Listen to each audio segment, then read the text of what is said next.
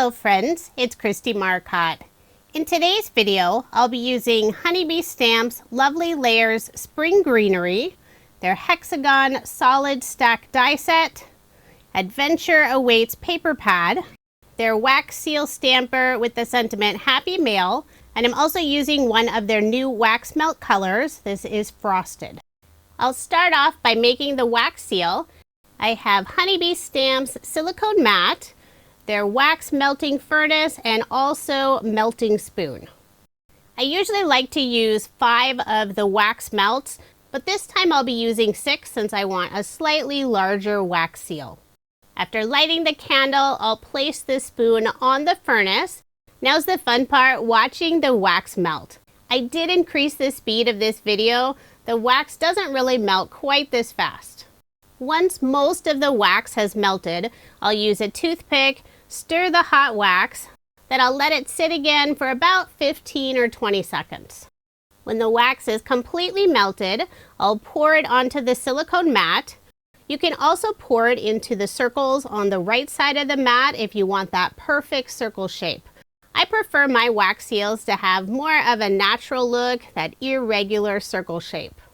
After pouring the hot wax onto the mat, I'll take the wax stamper, place it gently on top of the wax, trying to center it.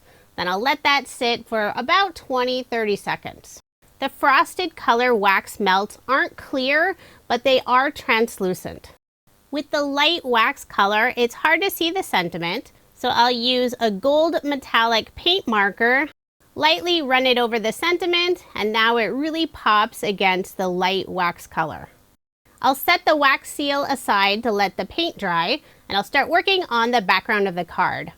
I selected this fun, sort of a wood grain looking pattern paper from the Adventure Awaits collection.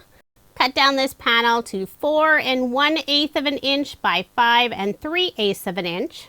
I want the color just a little bit darker, so I'm using Catherine Pooler's Cargo ink color.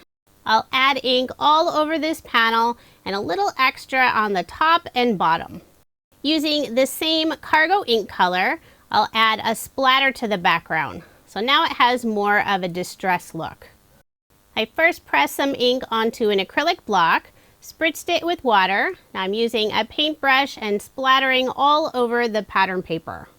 Once that's finished, I'll set it aside to dry, and the ink color will lighten as it dries.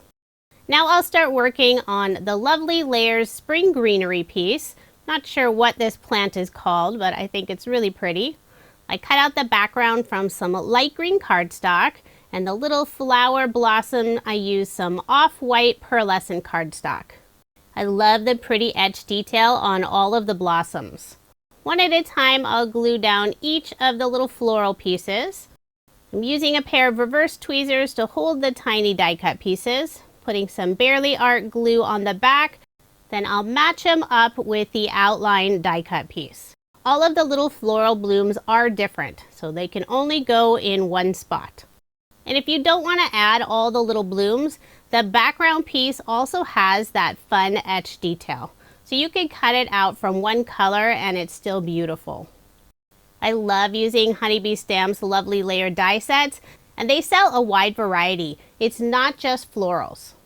I have just a couple more pieces to attach. Off camera, I assembled another floral piece.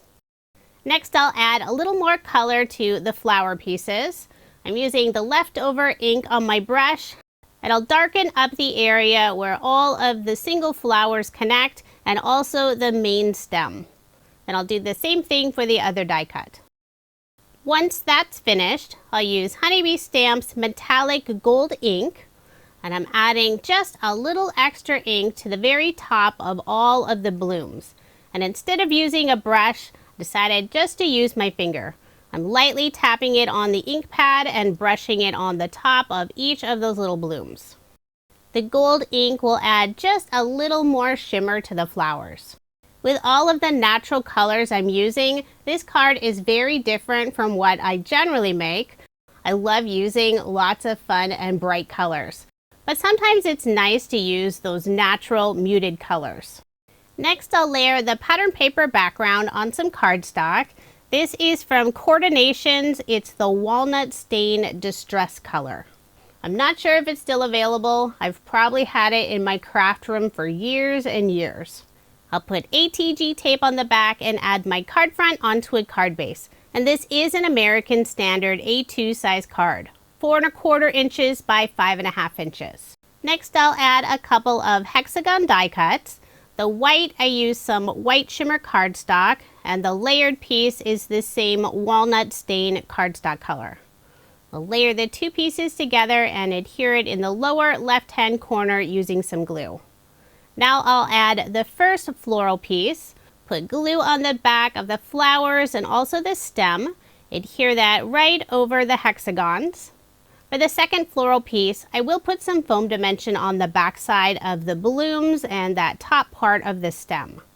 Since the flowers are fairly small, I did need to cut my foam dimension in half. I'm using scrapbook adhesives, thin foam squares in white. They also have it available in black. Once I have a piece behind all of the flowers, I'll remove the release paper, add glue on the stem, and I'll adhere it on the left side of the card, overlapping the first floral piece.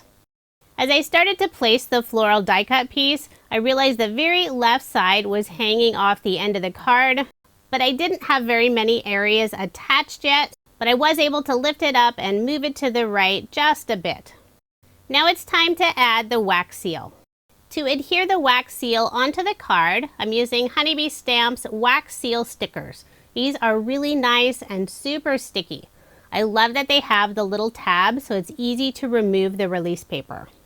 I'll first put the sticker on the back of the seal, and I didn't realize at first that the sticker was still on the release paper. It's very clear, so it is hard to see. Took a couple times pressing firmly onto it, but I was able to get that sticker on the back of the wax seal. Then I'll adhere it in the center of the hexagons. For a final finishing touch, I'll add some of the Shimmer and Shine enamel stickers. I'm using the clear color. I'll put 2 in the lower left-hand corner, 2 in the upper right-hand corner, and 1 underneath the blooms on the right side. So there is my finished card, and I did make 2 using this design. I really like how this turned out with the beautiful neutral colors. If you are interested in any of the products I used in this video, I do have links provided in the description box below. Thank you so much for watching, and I hope you have a wonderful day.